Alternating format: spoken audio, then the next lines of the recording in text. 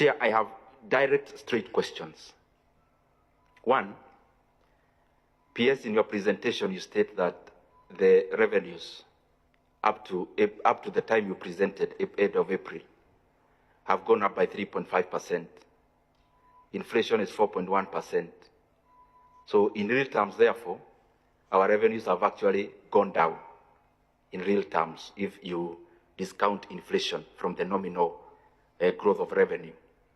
So in your assessment as the National Treasury, are the taxes of 2023 and last year worth it? And especially given the debate they generated, but clearly through the figures you have presented, there is actually no revenue from those taxes. Secondly, you have stated that you project the revenues as they were stated at 3.3 trillion shillings.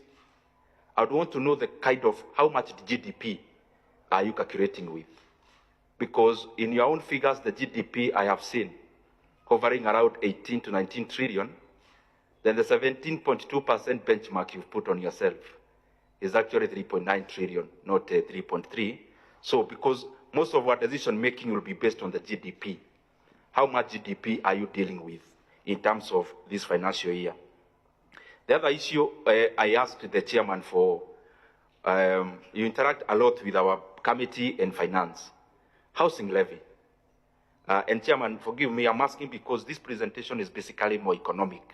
I mean, there is very little budget in terms of what they are seeking.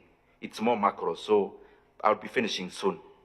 In terms of housing levy, your own data shows that construction sector in Kenya went down last year, actually contracted. Given the housing levy that is being deducted, yourself, I mean, your opinion, don't you think this money was better off in private pockets than when we give it to government? And especially given the reason to which we give this money, which is construction, actually shrunk. Securitization is the other question. I want to add on the questions that have been asked. And I have reservations actually around securitization. It's good I make that clear early. One, how much money are we borrowing? Secondly, what percent, that, for what duration? By the time of maturity, how much will we have paid for the entire amount? And then on that securitization, supposing now PS, when you are PS for the National Treasury, you came into your position and your predecessor had securitized all the revenues of government. And the other question on that, is this money debt? And if it is debt, is it in the books of government as a debt? If it's not a debt in your treatment, what would happen if a new CS for transport comes and issues a gazette notice that removes the 7 shillings? The fallback position is debt. And if it is guaranteed, is it in the government books? Those are the questions I'd want around securitization. As I go to the finish, today's newspaper is glaring, and if you actually go into the pages, there is an attempt to clear the air on the usage of NHIF pension money and CPF pension money in aid of infrastructural development. Honorable PS, honestly, why would we put the workers of Kenya in such a hotline? The expressway you already have, and you have the accounts, they made a loss last year. And then we are here pressuring the pension funds, and especially NSSF and PCF, to invest in a project or in nature of projects that I have shown in the past they are not attractive in terms of their commercial viability. Is it prudent that the NSSF invests pension money in infrastructure projects, and especially given the example we already have is making losses? Privatization is the other one. I saw there is an attempt to privatize some of the government assets, and especially Safaricom. I would want to know what is the timeline. Because as you know, Bwana Kibet, I'm sure you are very well versed in that, and especially given you're also a director in Safaricom. The current trading, for example, for Safaricom, given a bear market, cannot be the right time for privatizing Safaricom. What is the valuation of Safaricom in terms of privatization, are Kenyans getting value for money?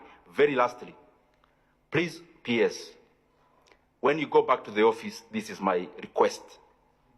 Go and do a memorandum to this committee. The same way you have requested some additional expenditure.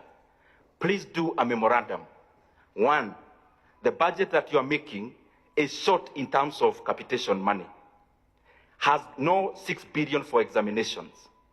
Basically, we are just budgeting, knowing we are going to increase our deficit later. Let us include the critical fundings now. Examination, capitation. Please do a memorandum of including 3.8 billion shillings for UHC healthcare workers, Honorable PS. The entire 8,571 for their confirmation to permanent and pensionable. In a budget of 4.2 trillion, 3.8 trillion is barely just 1% of that money. Actually less, 0.1% of that money. And also include the amount for village elders. For our village elders to be paid around 8,000 a month, you just require less than 10 billion shillings, which is money you can afford as a national treasury to write a memorandum to us. And also, please, the decision that was made through the finance bill in terms of agricultural produce, these are very important issues. We cannot afford to move agricultural inputs from zero rated to exempt, because as we talk now, sugar prices is in its highest prices for the last 18 months.